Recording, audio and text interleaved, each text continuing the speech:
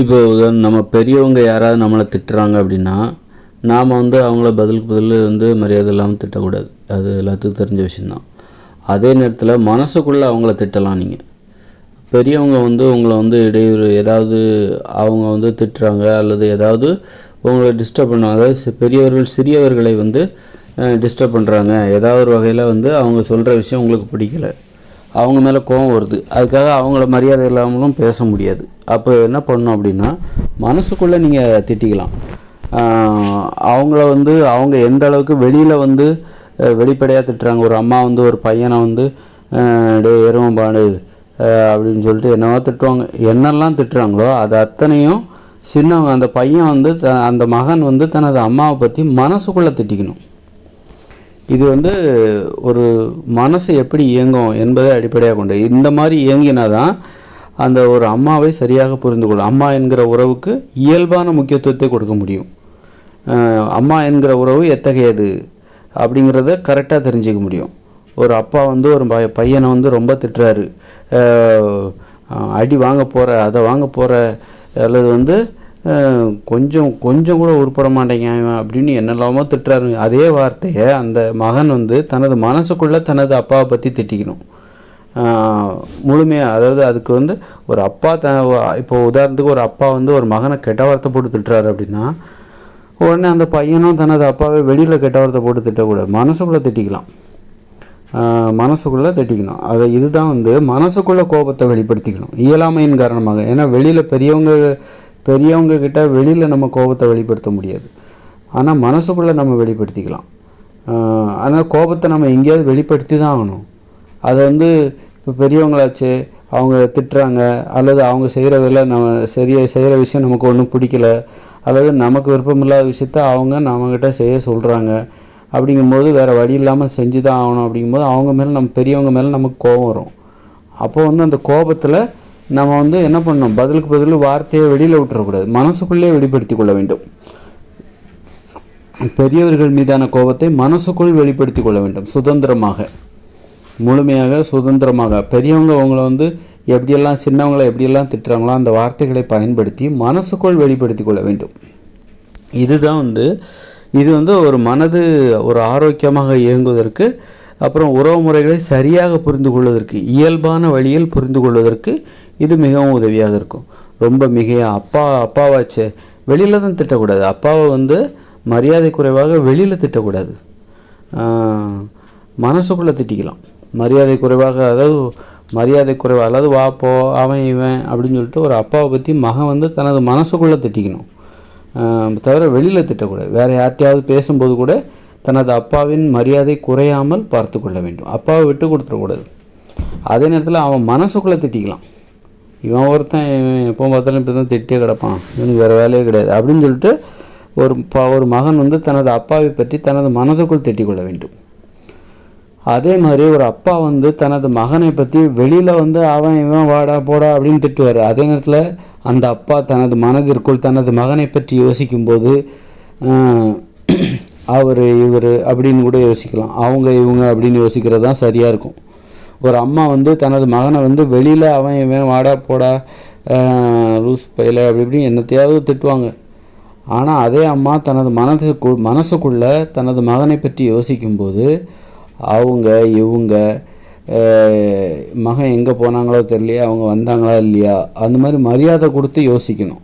தனது மகனை வெளியில் வந்து ஒருமையாக திட்டுகிற ஒரு அம்மா வந்து தனது மகனை பற்றி யோசிக்கும்போது தனது மனதிற்குள் அவங்க இவங்க என்கிற வார்த்தையை பயன்படுத்த வேண்டும். ஒரு அம்மா தனது மகனிடம் வெளியில் கோபத்துடன் பேசுகிறார், ஆனால் தனது மகனை பற்றி யோசிக்கும்போது மனதில் பணிவாகவும் பயத்தோடும் யோசிக்கணும். இதுதான் வந்து உறவு முறையை நாம் சரியாக புரிந்து கொள்வதற்கு உதவுகிற ஒரு மனதின் செயல்பாடு ஆகும். அதனால் வந்து வெளியிலேயும் திட்டுறாங்க, ஒரு அம்மா வந்து தனது மகனை வெளியிலேயும் திட்டுறாங்க, ஒருமையில் வாடா போடான்னு, மனசுக்குள்ளேயும் வாடா போடான்னு திட்டுறாங்கன்னா அது வந்து தூய்மையான அன்பு கிடையாது, அது வந்து அடிமைத்தனம் நிரம்பிய அன்பு அப்படின்னு அர்த்தம். அதனால் வந்து எப்போவுமே வந்து வெளியில் வந்து நம்ம யாரெல்லாம் வாங்க போகணும்னு கூப்பிட்றோமோ அவங்கள பற்றி மனசுக்குள்ள கோபத்தை வெளிப்படுத்தி கொள்ள வேண்டும் ஒருமையில். அதே நேரத்தில் வந்து சின்னவங்களை வந்து ஒரு அம்மா அல்லது அப்பா வந்து தனது மகனையோ அல்லது மகனை வந்து வாடா போடா அப்படிங்கிறாங்க. ஆனால் மனசுக்குள்ளே அவங்க வந்து மரியாதை கொடுத்து யோசிக்கணும். தனது மகனை பற்றி யோசிக்கும்போது மரியாதை கொடுத்து யோசிக்க வேண்டும். அப்போ தான் வந்து கெட்ட வார்த்தை என்பது வராது. கெட்ட வார்த்தை வராமல் இருக்க வேண்டுமென்றால் இந்த மாதிரியான ஒரு நடைமுறையை கடைபிடிக்க வேண்டும். இந்த மாதிரி ஒரு நடைமுறை மனசுக்குள் சுதந்திரமாக கோபத்தை வெளிப்படுத்த பழகி கொண்டால் கெட்ட வார்த்தை என்பது வராது. கோபம் அடங்கிடும். மனசுக்குள்ளே வெளிப்படுத்தினா கூட, நம்ம மனசுக்குள்ளே பேசினா கூட, மனசுக்குள்ளே நம்ம யார்கிட்டயா பேசுகிறோம் அப்படின்னா அது வந்து அவரை போய் சென்றடையும். அவரது மூளைக்கு அது போய் சென்றடையும். நமக்கு தெரியாது, அவருக்கும் தெரியாது. அந்த மாதிரி ஒரு தொடர்பு வந்து மூளைகளுக்கு இடையே நடைபெறுகிறது. இது மூளையின் செயல்பாட்டில் உள்ள மிக முக்கியமான விதிமுறை. ஒரு உறவுமுறையை எப்படி சரியாக புரிந்து கொள்வது? இயல்பான வழியில் புரிந்து கொள்வது. மிகையாக புரிந்து கொள்ளக்கூடாது. உறவுமுறையை மிகையாக புரிந்து கொள்ளக்கூடாது.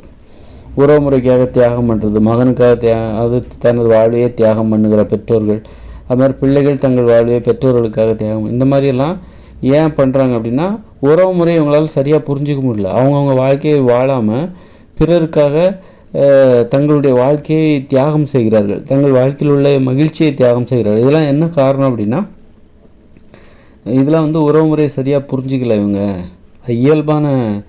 இயல்பான கோணத்தில் உறவுமுறையை அவர்களால் புரிந்து கொள்ளவில்லை. அதனால தான் இது போன்ற தவறுகள் நடக்குது. அதனால் உறவுமுறையை தெளிவாக சரியாக புரிந்து கொள்ள வேண்டும்.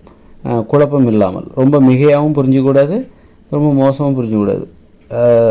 அதுக்கு இந்த மூளை இந்த மாதிரி ஒரு மூளை செயல்பாடு தேவை. மூளை இப்படி தான் செயல்படும். அதனால் இதை வந்து சரியாக புரிஞ்சுக்கணும். இயற்கை விதிமுறைப்படி ஒரு பெண் வந்து தன் வயிற்றில் பெற்றெடுத்த ஒரு பெண் குழந்தையை எப்படி கூப்பிடணும்? அம்மான்னு தான் கூப்பிடணும். வாங்க போங்கன்னு தான் பேசணும். வாடி பொடின்லாம் பேசவே கூடாது. ஆனால் அதே பெண் தன் வயிற்றில் பெற்றெடுத்த அந்த பெண் குழந்தையை மனசுக்குள்ளே திட்டிக்கலாம்.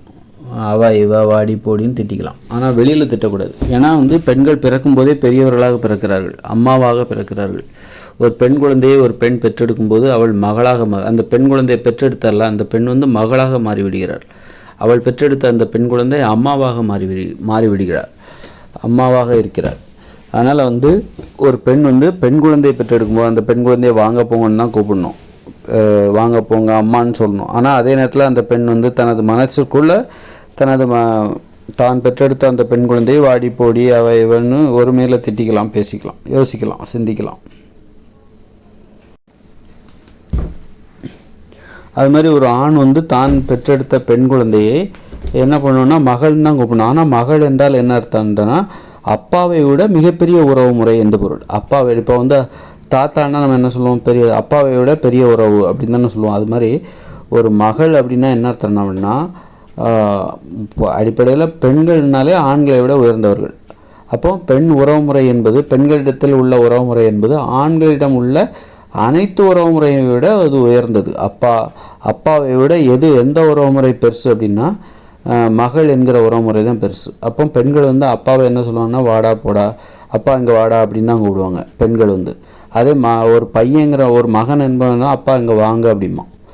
ஏன் பெண்கள் வந்து ஒரு மகள் வந்து தனது அப்பாவை வாடா போடான்னு கூப்பிடுறாங்கன்னா அப்பா இங்கே வாடா, என்னப்பா நீ சாப்பிட்டியாடா அப்படின்னு சொல்லிட்டு அப்பான்னு சொல்லிட்டு வாடா போடான்னு தான் சொல்லுவாங்க. ஏன் அப்படி கூப்பிடுறாங்கன்னா அந்த அப்பாங்கிற உறவுமுறை இருக்குல்ல, அது பெண்கள் அந்த மகள் என்கிற உறவுமுறையை விட சின்ன உறவுமுறை. குழந்தைகள், பெண்கள் வந்து ஆண்களை குழந்தைகளாக பார்க்கிறார்கள்.